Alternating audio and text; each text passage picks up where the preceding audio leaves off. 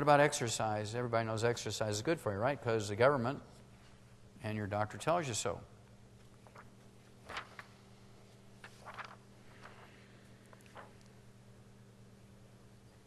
This fellow here is an expert on exercise. He actually created the aerobic stuff.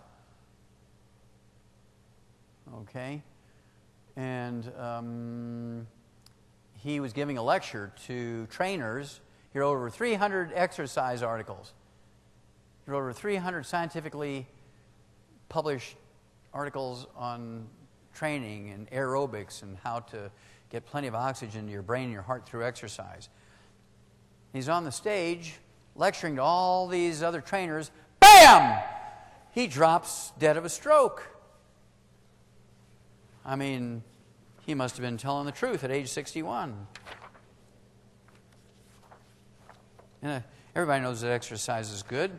With the exception of 3 black guys from the old Negro Baseball League days back in the 1920s, there's never been a professional athlete ever lived to be 100. The average lifespan for professional athletes who get paid to exercise is 62. The average lifespan for a professional couch potato is 75. You gain 13 years by not exercising. Exercise is a very dangerous enterprise.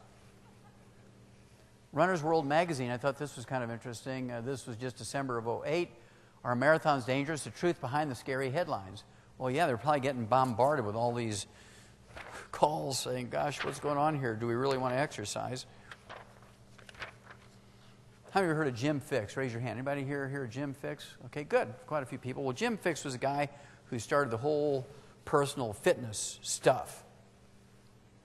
And he came on the national scene in 1977 when he published this best-selling book, The Complete Book of Running, and 1977.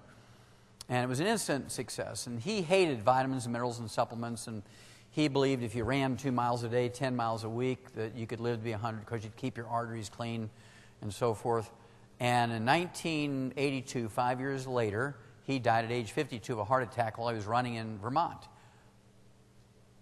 But people still run.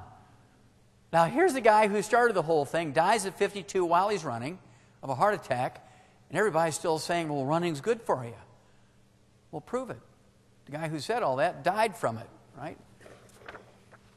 Now, his protege, his top student, was a guy by the name of Brian Maxwell. He and his fiancée invented the Power Bar. 6 months before Brian Maxwell dies, he sells the Power Bar business to Nestle's corporation for $300 million. So he's rich. This guy ran 100 marathons, and he got 14 gold medals in the Olympics and the World Games and Ironman competitions. Never came in less than 5th in 100 marathons.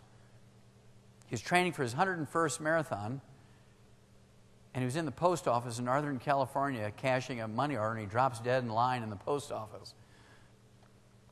Scared everybody. Dies 150, excuse me, not 151, 51. He dies at 51. He was as fit as a human being could get. This gal here, Rolanda Pierce, was a freshman at Florida State University, 6'5", very well-spoken, nice-looking young girl.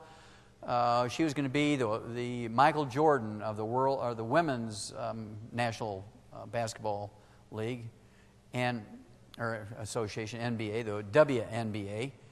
They were waiting for her to get out of college. I mean, she might have even quit and gone into the WNBA before she finished college, but she dropped dead of a ruptured aortic aneurysm, which is a copper deficiency, at age 19.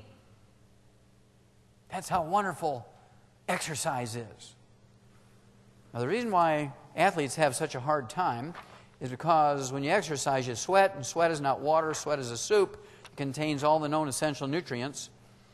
If you're just drinking water to rehydrate, if you're just drinking iced tea to rehydrate, if you're just drinking Gatorade, which has only 2 nutrients, and you're sweating out 90 nutrients, eventually you're going to get in a deficit and die, or get some horrible disease and get debilitated before you die. This guy here, Ryan Shea, was 28 years old when he died. In 2001, he had won the 10,000 meter. He was actually a runner on the long-distance track team for Notre Dame in South Bend, Indiana. And from 2001 until 2007, every week he ran 147 miles. training for the Beijing Olympics. And in November of 07, a couple of months or 6 months or whatever it was before the Beijing Olympics, he's in the New York Marathon, which is the final trials for the Olympic marathon for the Beijing Olympics. At the 5.5 mark, he drops dead of a cardiomyopathy heart attack, a simple selenium deficiency.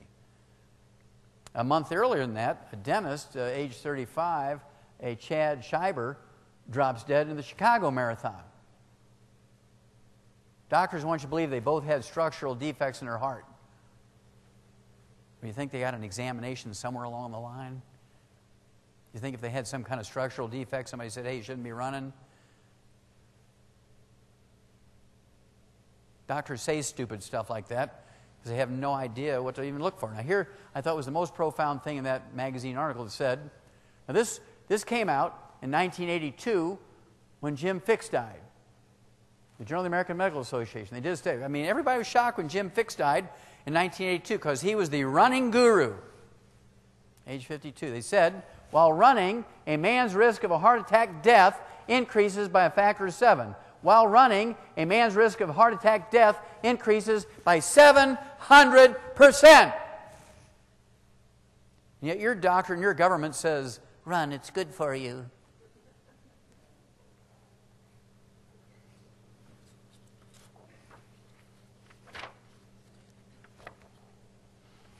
I think you get the picture. I can go on I got to show you this one story and then we'll move on.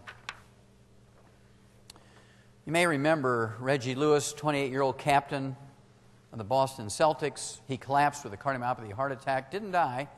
And the Celtics accumulated what was called the dream team of cardiology.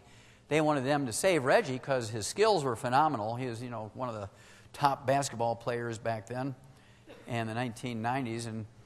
And they wondered, now if he could get a heart transplant, could he play the same level of basketball with a transplanted heart? Because he should still have his eye-hand coordination, all that kind of stuff. And while they were pondering that, he dies of a second cardiomyopathy heart attack a couple of weeks later, which is a simple selenium deficiency. Well, a year and a half after that, the captain, the medical doctor, the cardiologist of the dream team of cardiologists who was treating Reggie Lewis, the guy who ran the Boston Marathon every year, the one who taught cardiology at Harvard Medical School in Boston, bam, he drops dead at age 48. Remember, the dream team of cardiologists who treated the late Boston Celtics captain Reggie Lewis died. Ironically, he lived in a town called Dedham. This is so good. I mean, you couldn't make this stuff up. 48. I mean, there's a long-lived doctor for you. A running MD.